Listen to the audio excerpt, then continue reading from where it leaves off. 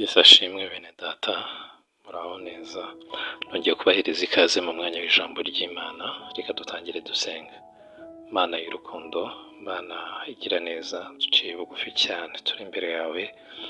Turakwinginze ngo uyu mwanya ijambo ryawe tugiye kumva rigira umumaro muri twebwe, risohoze icyo waritumye, ukaba waradusobanurira ibyaryo natubashishe gusohoza icyo dushakaho. Ntabwo inuganza muri twe tubisabye twizeye mu izina rya Yesu. Amen. Uyu ni umunsi wa kabiri turimo twiga inyigisho yacu igaruka cyane ku bubi bw'icyaha, ariko dufite intego yo kukirinda. Turi kwiga ku bubi bw'icyaha kugira ngo tukirinde. Uyu munsi wa kabiri rero turasoma mu gitabo cy'umuhanuzi Ezekiel, turasoma ibice 33 umurongo wa 12 niwo tuza gusoma. Reka dusome mu izina rya Yesu. Ezekiel 33:12 yanditse ngo, nuko rero umwana w'umuntu ubwira ubwoko bwawe uti, gukiranuka k'umukiranutsi ntabwo kuzamurokora ku munsi w'igicumuro cye, nabyo ibyaha by'umunyabyaha ntibizamwica umunsi azahindukira akava mu byaha bye, nyamara ukiranuka ntabwo azabasha kubeshwaho nako ku munsi azacumura. Asubiramo, nuko rero umwana w'umuntu ubwira ubwoko bwawe uti, gukiranuka k'umukiranutsi ntabwo kuzamurokora ku munsi w'igicumuro cye, nabyo ibyaha by'umunyabyaha ntibizamwica umunsi azahindukira akava mu byaha bye, nyamara ukiranuka ntabwo azabasha kubeshwaho nako ku munsi azacumura. Imana itugirire neza. Hano magambo aragaruka cyane ku buryo umuntu wakoze icyaha cyita gisesa cyangwa se cyita gisenya ibyo yari yarakoze mbere. Imana itugirire neza. Bene ndambifurije kwirinda icyaha. Icyaha ni kibi cyane. Icyaha kirasenya, gisenya ubusabane bw'umuntu n'Imana, kigahindura umuyonga ubuhamya bwose bubatse igihe kirekire cyane. Icyaha kimwe kirahagije ngo kisenye ubuhamya wubatse imyaka n'imyaka. Icyaha kimwe kirahagije ngo ubusabane bwawe n'Imana buhagarare. Kandi gutakaza ubusabane n'Imana ni ikintu gikomeye cyane. Ni ukuvuga kuba udafite Imana, mbese nta kigukingira uba ufite. Uba uriho muri risike z'ibyago byose, ndetse haba harimo na risike ikomeye yo kuba warimbuka. Bene data, ndabinginze kubw'imbabazi z'Imana ngo mwirinde icyaha.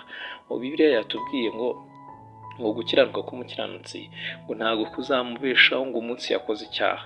Ni ukuvuga ngo iyo wakoze icyaha biba birangiye. Yohana wigeze yandika aravuga ngo bana bato ntihagire ubayobya, gukiranuka niwe mukiranutsi. Imana itugirire neza. Ukora ibyaha ngo ni uwa Satani. Imana itugirire neza. Icyaha kimwe kigukura mu bana b'Imana kikagushyira mu ba Satani, kigasenya ubuhamya bwose wubatse.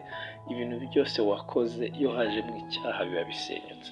Mbifurije kwirinda icyaha, kuko iyo wakiriye icyaha uba wakiriye urupfu.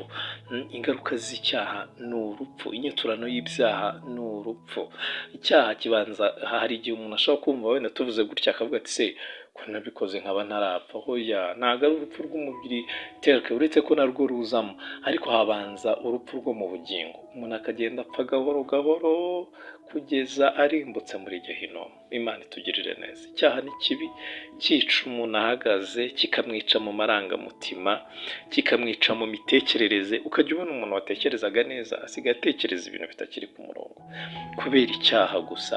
Mu by'ukuri wenda afite ubumenyi, yarize, ni umuhanga mu buzima busanzwe, ariko wabona ibintu akora kubera yuko yakiriye ibyaha muri we, ukabona n'ibintu bitakiri ku murongo. Mbifurije kwirinda ibyaha. Ibyaha ni bibi, birica, bikica imibanire y'abantu n'abandi. Ukabona umuntu asigaye akora ibintu bidafite icyerekezo muri sosiyete, ukabona yasigaye abangama, kandi imbere akiri mu nzira nziza y'agakiza yari umuntu ufitiye sosiyete akamaro, umuntu uzi kubana neza n'abandi. Ariko yakakira ibyaha kikamwica mu bitekerezo, kikamwica mu marangamutima, akajya ahora yihebye, icyaha kikamwica imibanire n'abandi, kikayangiza, noneho by'akarusho kikamutandukanya n'Imana.